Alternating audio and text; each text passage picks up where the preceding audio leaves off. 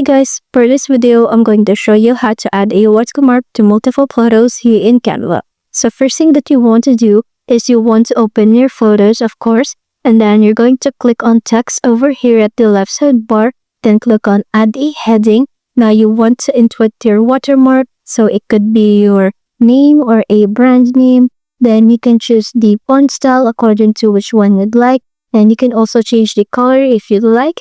Now you're going to click on transparency over here at the top, and you want to scale the transparency down so that it will not be too eye-catching.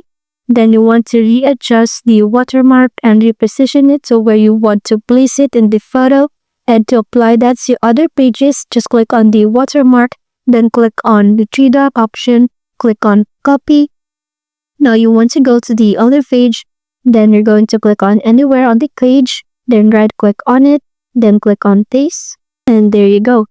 Thanks for watching.